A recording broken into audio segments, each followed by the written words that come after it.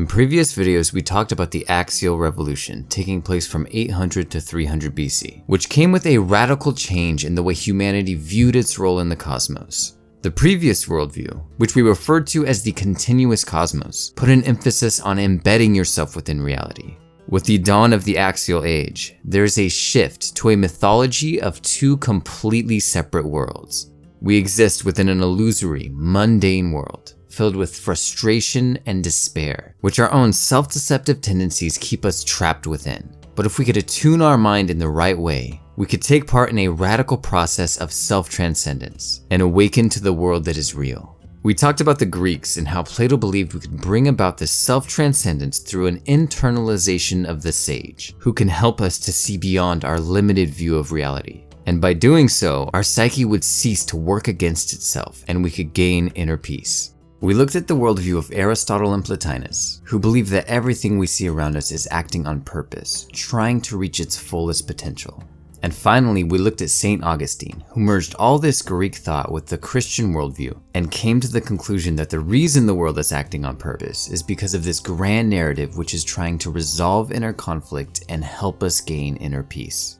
By the time the Catholic Church reached its pinnacle, Aristotle was associated with science like Newton is today. He seems to be giving good information outside of the church and he can't be ignored. This begins to challenge the religious worldview of the time. There's a conflict between Christianity and Aristotelian science that must be reconciled. St Thomas Aquinas is famous for solving this problem and integrating Aristotle back into theology, but his solution proves to be very problematic.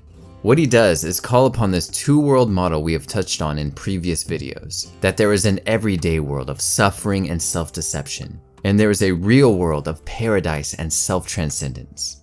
He says that Aristotle gives us knowledge of our mundane, everyday world, and Christianity gives you faith of the real world. But if we have real knowledge of this illusory world, it must also be real. If both worlds are equally real, then maybe there is only one world. And that is what many have come to believe today. But this was not Aquinas' intention. He says that the real world is the supernatural world, and the illusory world is the natural world. Both are real, but he claims that this world can only be accessed through faith, not reason or science. He is relying on the two-world model of reality while simultaneously undermining it. With this worldview of Aquinas, faith goes through a transformation. Augustine believed faith was when love moves our reason. Aquinas now claims that faith is when love moves you to assert your will.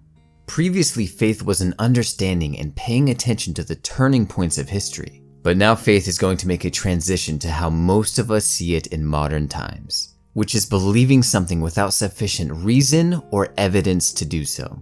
Rather than love and reason being bound together, like in the worldview of Aristotle or Augustine, things start to fragment. Faith goes up here, and reason goes down here. They are separated. In this old worldview, only love and reason together can take you from one world to another. The first is an ascent, while the second is a division. Science and spirituality have been pulled apart and are now opposed to each other. If you believe a supernatural world exists, then this is not a problem. But what happens when your belief starts coming into question? The supernatural world goes away. Love no longer has a job or a place. And that will we talked about is going to take on a very important role. Around this time, a lot of bad things start to happen. The bubonic plague hits Europe. 30 to 40% of the population dies. This is catastrophic. The world is now seen as a place of chaos and evil. The old structures and ways of living are being called into question. Soon there is a labor shortage, and people sell their labor because it is in high demand. This breaks up the feudal system of holding land in exchange for service and labor. People can now choose where to work, something we take for granted today. More than ever, people are in control of their own destiny. But while this is happening, the world around them is falling apart. So more and more people are relying on their own self-determination to get by. Around this time, there is also widespread famine. France enters the 100 Years' War, and the church goes into civil war with 2 or 3 popes claiming legitimacy. We have all these converging factors of death, famine, war, plague, hypocrisy, and heresy. Everything people once believed is being undermined, and the world appears to be falling apart. How does someone living in this time take charge of their own life? Well, now labor is in high demand, so they have the freedom to be self-sufficient, and it seems like they must, because the world no longer offers them any guidance. As a result, Western spirituality is going to go through some major changes. Soon comes the rise of the Rhineland mystics. This previous vision of a spiritual and rational ascent upwards is going to be replaced with the mystics' claim that love is self-negation. The mystics pick up on this aspect of self-loathing within St. Augustine and St. Paul. And what they find is that two separate wills are fundamentally oppositional to each other. They say that the only way we can connect with God is that our will must negate itself, so it will not oppose God's will. And by doing this, we can create space for God to flow within us. We go from an ascent upwards to bringing God downward. Spirituality becomes self-negation instead of self-transcendence. It becomes a radical process of turning against yourself.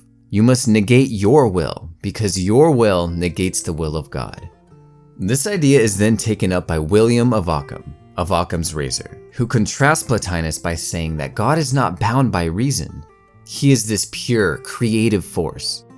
In the worldview of Plotinus, Plato, and Augustine, God is the ultimate source of rationality. And in our two-world mythology, God is bound by reason and orderliness. Now, the spiritual world is seen as an irrational domain made up of God's arbitrary will. Occam goes on to claim that the way God acts upon this world is the same way we act within this world. He claims that all patterns we see don't actually exist. Our mind is imposing all the order we see. We see this as a chair, and we immediately categorize it with everything else we call a chair. We say these things belong together. Occam says no, they are all radically individual. There is no such pattern in the world, and us putting it into a category is simply an egocentric thing our mind likes to do. Instead of our reason discovering order within the world, the mind imposes all the order we see. Our mind is no longer fitting and belonging to the world around us. It is imposing itself onto it. It is a model of dominating rather than conforming to reality. That intimate connection between the mind and reality is shattered. Metaphors of unity and love are being replaced with metaphors of domination. Nobody wants to conform to the world of destruction in the 14th century. You want to impose yourself onto it. And the consequences of this are something we are dealing with to this day.